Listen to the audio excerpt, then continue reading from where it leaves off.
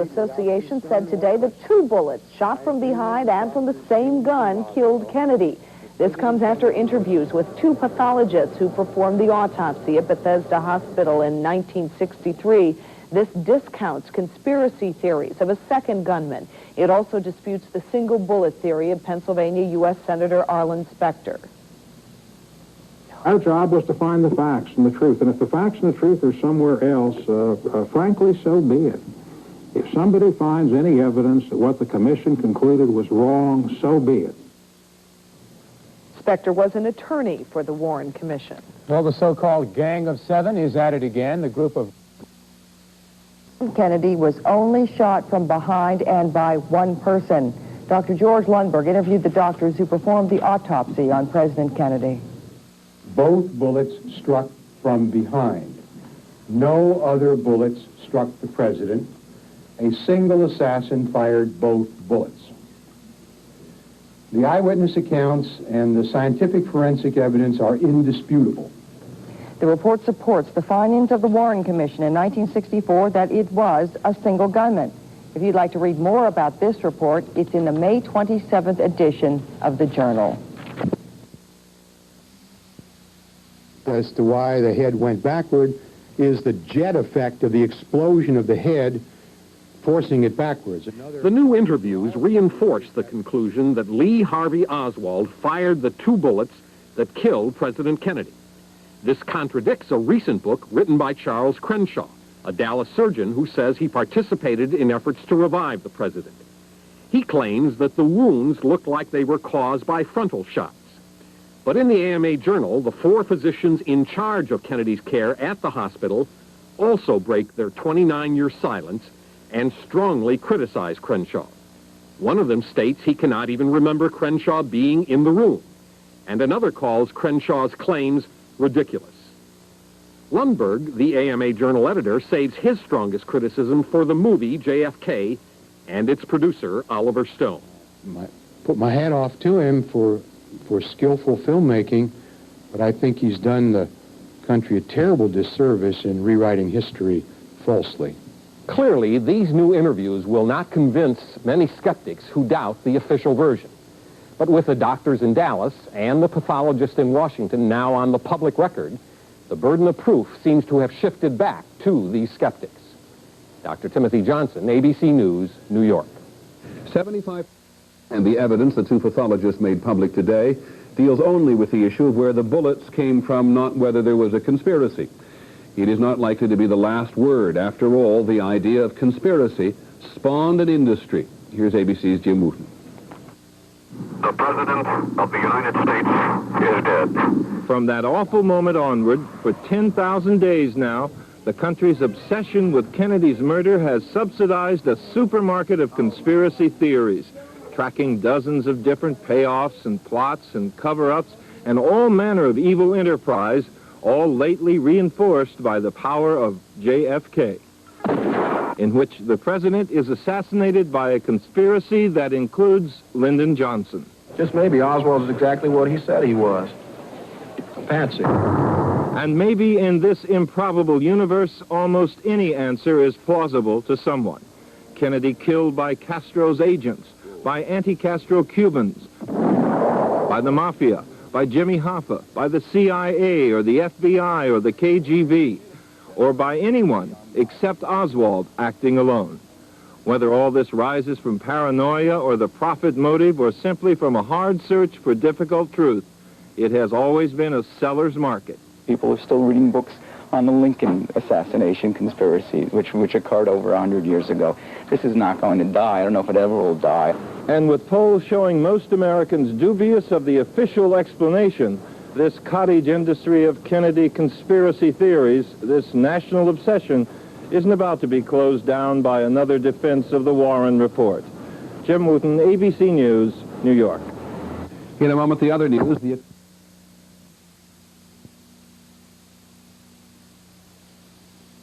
Books written and they jump to the top of the bestseller list, not necessarily because of literary merit, but because people are hungry for somebody who may seem to be telling the truth. The truth or simply more theories? Regardless, Mankiewicz is probably right. The idea of a conspiracy in the public mind is probably here to stay. Robert Hager, NBC News, Washington. One Nightly News continues in a moment. President on JFK at the Dallas hospital. Jacqueline Adams reports. By the time the world learned that John Kennedy was dead, the president's body, at his wife's request, was on its way from Dallas to the Naval Medical Center at Bethesda, Maryland. There, pathologists performed a 4-hour autopsy. Today, the prestigious Journal of the American Medical Association published Doctors James Humes and J. Boswell's recollections. The second bullet entered the back of the head and exploded the right side of the head, destroying the brain with a surely lethal wound. Outraged by distortions in the movie JFK and a series of books, the pathologists broke a long silence.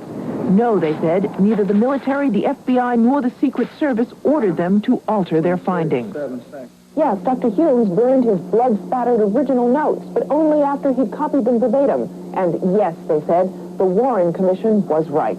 Both bullets struck from behind. No other bullets struck the president.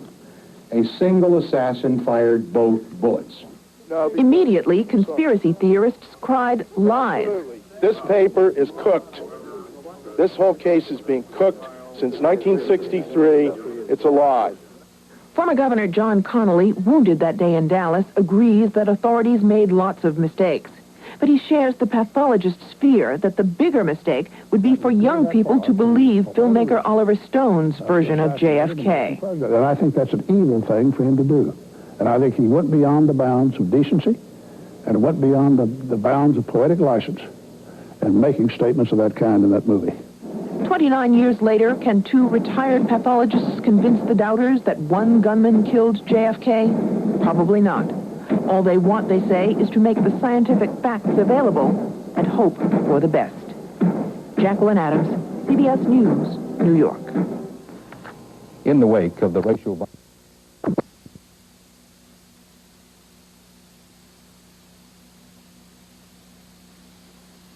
Kennedy. Oliver Stone's film, JFK, has intensified discussion of who killed President Kennedy and whether his assassination was the result of a conspiracy. I'm lost, boss. What are we saying here? We're saying that when Oswald went to Russia, he was not a real defective. That he was an intelligence agent on some kind of mission for our government and remained one till the day he died. That's what we're saying. Therefore, because Oswald pulled the trigger, the intelligence community murdered their own commander-in-chief. Is that what you're saying? I'll go you one better, Bill. Maybe Oswald didn't even pull the trigger. At the heart of the debate is the lone gunman theory, which says that Lee Harvey Oswald acted alone when he shot the president. One of the central questions raised by critics of that is the direction of the bullets that struck the president. The official government report by the Warren Commission concluded that all shots that hit Kennedy and Governor Connally, who was riding in the president's car, were fired from the school book depository behind the limousine.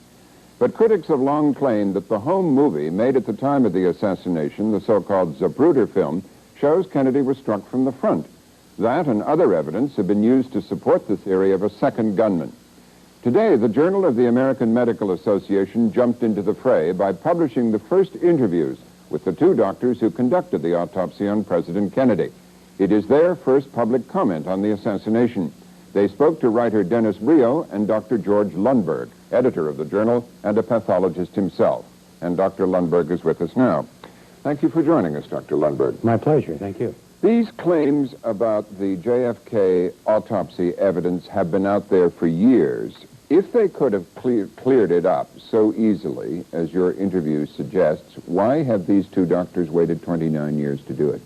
Well, I don't really know why they waited Did that you ask long. them? Oh, yes, we asked them. They said, for example, that all the information was in the Warren report, and if it was there in black and white and has been verified by a variety of committees and other groups over the years, at least 4 previous times, if the public didn't believe that, why would they believe them if they came out? They also, I think, were a little afraid of what the media might do to them. They're private people who went along with their regular lives, very successful pathologists in their own way, and weren't really that willing to confront repeatedly. But finally, they'd had it. I mean, they felt like they'd just been beaten on too long by too many people, so they were ready to talk. You said that the Oliver Stone movie insulted the doctors who did the autopsy. How did it insult them? It insulted their professionalism. Well, it was a fabrication. It implied that they were part of a conspiracy. It showed them at their potential worst when they were really not at their worst at all. These are respected physician pathologists who happened to be in the United States Navy at that time, but I feel that it insulted not just them, but pathologists in general, forensic pathology specifically, the United States Navy. It insulted military medicine with the idea that a professional doctor in the military would be subject to some superior officer dictating that he or she not do their professional duty. It was an insult in many ways. Now, one of these two doctors, particularly Dr. Humes, who was in charge of the autopsy, he says he told you in the interview that there was no interference with him during the autopsy. There was no mysterious senior official there guiding it or directing him to produce certain results. That is or correct. to distort the finding. Just enlarge about that, because that is a point the Oliver Stone movie makes with particular drama. That is true. Dr. Humes states that he was in charge of the autopsy, that no one interfered, no one directed, he did it. Dr. Boswell was there with him. He confirms this exactly. I have known Dr. Humes since 1957. This is a man that nobody's in charge of. He's a very strong person, highly competent, very much in charge of what's going on. There was a third doctor, Dr. Fink, who took part in the autopsy, That is true. and he refused to be interviewed. What reason did he give for refusing to be interviewed? He didn't give us a reason. He lives in Switzerland at this time. We invited him to come for the interviews more than once. He simply declined. He did not indicate why. How do you answer the charge that was made at your news conference today? The author of one of the conspiracy theory books came and charged that the American Medical Association is now part of the cover-up, as he put it. I assumed that that would be the charge brought against us. I don't see any other one that anyone could make that would have any credibility at all. First place, the American Medical Association has not taken a position on this. This is a journal effort. This is not an AMA effort. Second, the Journal of the American Medical Association is 109 years old. It's as respected a medical publication as there is in the world, and I believe that the people, the doctors, the media, the people in general believe what we publish, and I believe what we publish stands the test of time. I also have been there 10.5 years. I'm a pathologist. I've done forensic pathology as part of my pathology. I stand by this report professionally myself as well. I think we're going to blow them away. You have a personal interest in blowing them away? I mean, did you personally do this because you didn't believe there was a conspiracy and you wanted to demonstrate that? No, I personally did it. Blow away the Oliver Stone movie? No, I personally did it because I wanted the medical literature to be the place for the truth. I wanted doctors around the world, the medical libraries, the universities to have access to the truth on our pages. That's why I pursued Dr. Humes and Dr. Boswell and Dr. Earl Rose for 7 years in order to get this story in our pages. When we went into the interviews, I didn't know what was going to be said. So when it came out this way, this is what we reported. Had it come out another way, that's what we would have reported. Okay, let's go to some of the evidence itself. Why were the two doctors you interviewed so convinced that the bullets struck the president only from behind? Because of clear-cut, simple forensic evidence. The first bullet that struck the president was in the back of the neck or the upper back near where it meets the neck, and it had an abrasion collar, an area of bruising which was present grossly, was present on photographs, and is present microscopically. That defines a wound of entrance. The bullet struck no bone and came out in the front of the throat, going through the windpipe on the way, with a wound of exit at that point. The second bullet struck the back of the skull, producing a beveling effect in the bone. Now, beveling means that if a high-velocity bullet is going to go into the skull, it will enter the skull at that point with a small hole, and when it comes out that side of the same skull, it makes a larger hole. Then when it goes on through the brain, comes out on the other side, it makes a small hole where it hits the inside of the skull and makes a larger hole in the outside. And that's exactly what was found in the head. It's shown by description, shown by photographs, and by x-rays. That is a sine qua non. It's absolutely diagnostic. There is no other possible explanation. 2 bullets, only 2 bullets, both from the rear and from an angle from upwards towards downwards. Has to be one rifle, 2 bullets struck the president, no bullets from anywhere else, no other angles. What grounds do those two pathologists have for saying it had to be the same rifle? The Zapruder film demonstrates that in a very short period of time, the 2 bullets were fired, and they were from the same angle. But that isn't evidence from the autopsy. That is correct. This is, well, that's true, but in an autopsy you look at the other things as well. You talk to the doctors at Parkland about the tracheostomy they did. Dr. Humes and Boswell said they'd seen the Zapruder film 30 or 40 times. That's additional evidence. Ballistic evidence showed that the 2 bullets that were found... Of course, they saw the Zapruder film long after they had performed the autopsy. Of course, long after, but they continued to put this together, and it supported the evidence that they had at the autopsy. How do they deal with the question, which has often been raised and continues to be raised, that some people thought there might have been an entry wound in the throat, not an exit wound, because the actual wound was destroyed when the doctors in Parkland Hospital in Dallas performed the tracheostomy to open an airway for the If the wound in the front of the throat was an entrance wound, where is the exit? There is no exit, and there was no bullet within inside. Also, there was no evidence that it was an entry wound. There was no abrasion collar as defined by the Blue Ribbon Committee that looked at the results that were still there in the photographs of the tracheostomy in 1968. And yet Dr. Charles Crenshaw, who was present in Parkland Hospital in the emergency room during the efforts to resuscitate the president, says, and he's written a book about it, that it was an entry wound. The bullets came from the front. Now, he saw the body before the autopsy. Unfortunately, nobody in the media has asked him why he thinks that, because the evidence, the reasons that would allow a person to draw that conclusion were not stated by Dr. Crenshaw in the book. They were not stated in any interviews I saw spoken of. I don't think he's been asked the right questions. Surgeons typically are really good at taking care of patients who've been shot. They're really bad at forensic evidence. They typically don't recognize it. They haven't been taught it. They destroy it. They don't take pictures of it. They don't write it in the charts. By and large, they don't. The pathologists have hours to examine that. The surgeons have minutes. They have to take care of a sick patient who's been injured. I think that's the basic explanation. These 2 pathologists, just to play devil's advocate for a moment, these 2 pathologists who you interviewed, they are capable of saying on the evidence that the only 2 bullets that hit the president came from behind, but they're not capable of saying that those were the only bullets fired at the president. No, there may have been many other gunshots in Texas that day, but none of them hit the president. No, but in other words, the evidence they've given you is not conclusive proof that there wasn't somebody firing from another direction who missed. There is only conclusive proof that the president was hit by only 2 bullets from one direction. Yes. But everybody there, including me, and I was there, heard 3 shots that day.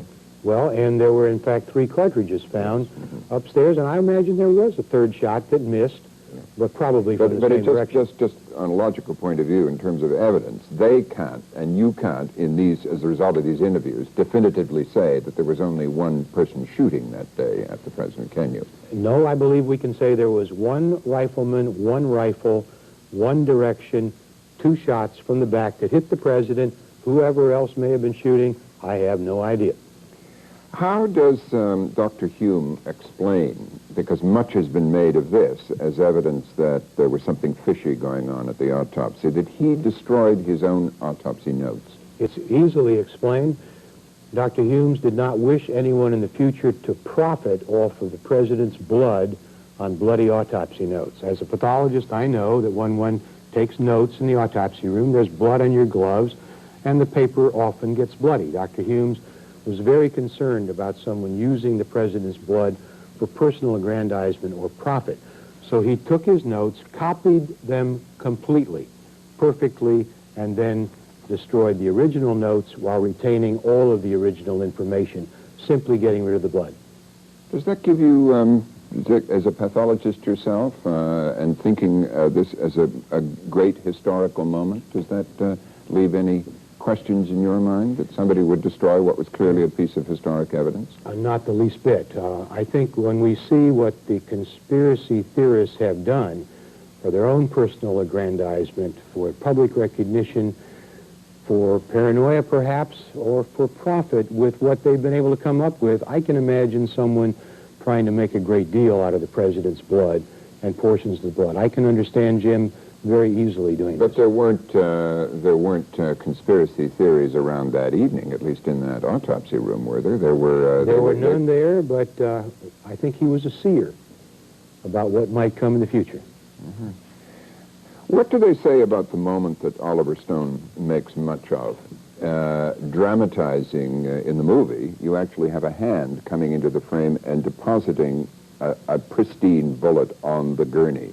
What do the doctors say about that? We did not ask them about that particular part. Our discussion with them about the JFK film itself was rather limited. We were trying to get at the facts. Have they seen the movie themselves? Dr. Humes had seen the movie prior to our interview. Dr. Boswell had not. I do not know whether he has now. Dr. Humes tells Dr. Boswell in our article that, Jay, if you go see this movie, you better take a tranquilizer or something in advance because it's going to drive you bananas. What did he say himself about to you about the depiction of the autopsy scene in the movie? Hoax, lies, madness. Why don't these doctors come out and say all this now in public? I mean, I hope they do. I just want you would like them to. Did you? We invited them. We urged them to. I've gone after this story for 7 years. When we got it, we urged them to come on television. I called them several times. Called them the day before yesterday. Said, "Would you change your mind? Come with us to the press conference, or do a telephone hookup or something." They said, "No, this story is our story. It's in the medical literature. That's where we wanted it. We're not interested in the rest of it. We're not going to have books. We're not interested in personal fame or aggrandizement. We don't want to make money off this thing. So this is our definitive statement. We invite the media to try to have better luck than anybody else has so far." As there are so many people disposed to believe conspiracy theories, do you think they're going to believe these two men speaking through you? Well, we'll have to wait and see. I think the mainstream of America probably now will begin to come back away from the conspiracy theory towards the theory of a single gunman, although whether Oswald, what he was doing in New Orleans and what all those other things were, I have no way to comment on. But the fringes I don't think we can deal with, but then you always have fringes. But mainstream America, I think, will come away from conspiracy and begin to believe the truth. Oh, Dr. Lundberg, thank you for joining us. Thank you.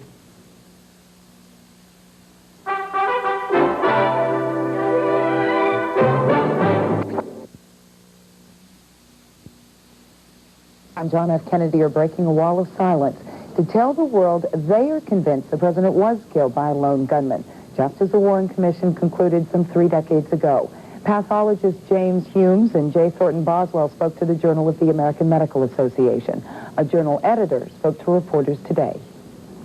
I can state without concern or question my agreement with Drs. Humes and Boswell that President Kennedy was struck and killed by 2 and only 2 bullets fired from 1 high-velocity rifle. Both bullets struck from behind. No other bullets struck the president. A single assassin fired both bullets. The eyewitness accounts and the scientific forensic evidence are indisputable. The pathologists apparently came forward because they were angry about the movie JFK, which depicts the assassination as a broad conspiracy. Today, a nephew of the slain president blasted NBC for showing autopsy pictures on its nightly news yesterday. Representative Joseph Kennedy of Massachusetts called the broadcast outrageous. Texas. Journal of the American Medical Association, but Dr. Cyril Weck, who's been studying the assassination, disagrees with those findings. There's not one forensic pathologist, no matter which side he or she is on, who who has not said that this was one of the worst medical legal autopsies ever done. Leck believes there were at least 2 shooters and that the CIA may have been involved. Well, there is no end in sight, tonight at least, in Pittsburgh.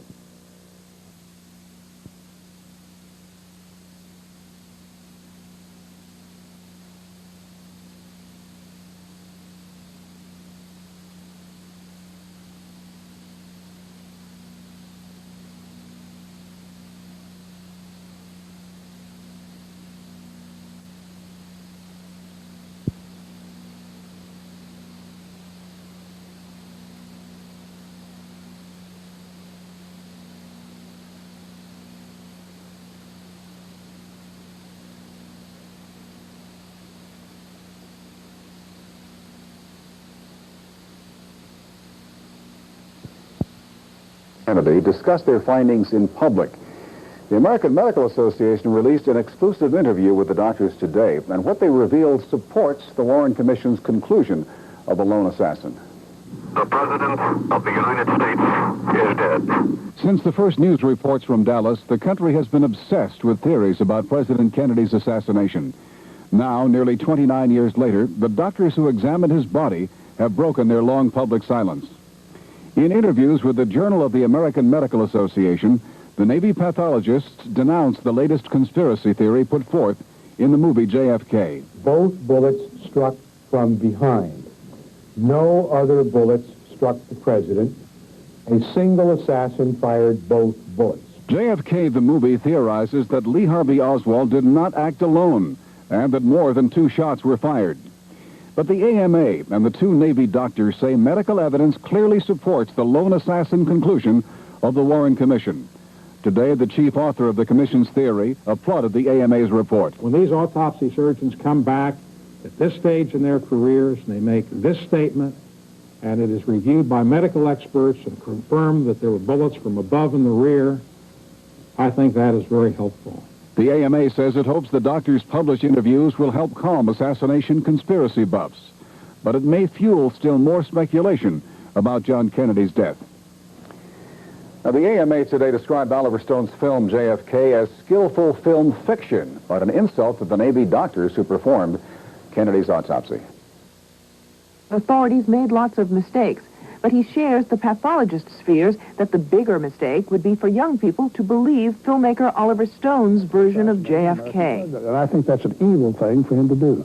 And I think he went beyond the bounds of decency and went beyond the bounds of poetic license in making statements of that kind in that movie. 29 years later, the 2 retired pathologists probably won't convince the doubters that one gunman killed JFK. What they want, however, is to make the scientific facts available and hope they'll be believed. Jacqueline Adams, CBS News, New York. In other news this morning, Vice President Kennedy. 2 of the pathologists who performed the official autopsy say only 2 bullets hit Mr. Kennedy, and that they were fired by one person who was above and behind the president. The doctors made these first public comments in some 29 years to Dr. George Lundberg, the editor of the Journal of the American Medical Association. And earlier today, here on Good Morning America, Charlie Gibson asked Dr. Lundberg if he went into the interviews with any preconceived notions. I didn't, and the reason is that they'd been silent so long, I wondered whether there was something they were really concealing. I felt like a lot of the other people around the country, hey, if there's nothing to conceal, why are they concealing it? And after I'd seen the movie JFK, I was wondering, hey, this was pretty impressive. A docudrama, maybe there's really something to this. So I went in wondering what we were going to find out. But we found out that the truth of the Warren Commission is still the truth as regards the autopsy. As for one nagging question about the Kennedy assassination, why the original autopsy report was destroyed, Dr. Lundberg says the doctors were afraid the report would become some sort of sick souvenir. So they burned it. Overseas this Wednesday morning, Thailand's military is still crafting.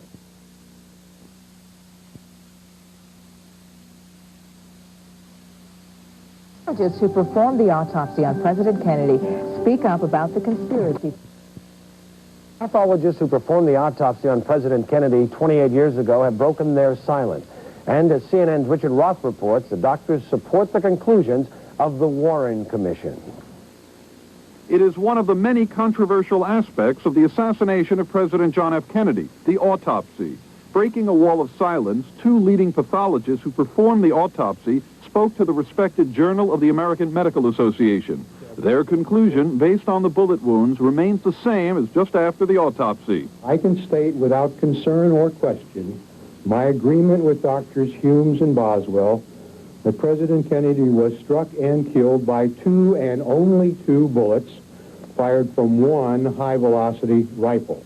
From above and behind the motorcade, say the pathologists who declined to appear at the news conference. Through the medical writers, they denied being pressured while performing the autopsy. But as physicians, can't rule out all the conspiracy theories. The autopsy findings cannot state which one person fired the rifle, whether there were other shots that missed, or whether Lee Harvey Oswald worked with the New Orleans mob or the CIA or Fidel Castro or anybody else. It appears the doctors decided to come forward angered over the Oliver Stone movie JFK, which describes a conspiracy including a controlled autopsy. The medical journal pathologist who interviewed them called it skillful film fiction. We hope that this presentation today and Mr. Brio's two JAMA articles will help to calm the ardor of the honest conspiracy theorists who have simply not had access to the facts. But that's not likely. In the press conference audience was an author who says there were several hit teams in Dallas. This paper is cooked. This whole case is being cooked since 1963. It's a lie. Conspiracy buffs say the tracheotomy performed on the president obliterated any chance of determining whether there was a frontal entrance bullet wound. They laugh at the so-called magic bullet theory that Kennedy and Texas Governor John Connally were struck by the same bullet. But the governor agrees with the autopsy findings. This report that comes out clearly verifies, authenticates, ratifies the Warren Commission report. Everyone connected to this case believes the pathologist interviews will not in any way close the assassination controversy. As Governor Connally says, people will be talking about it 100 years from now. Richard Roth, CNN, New York. In the Los Angeles...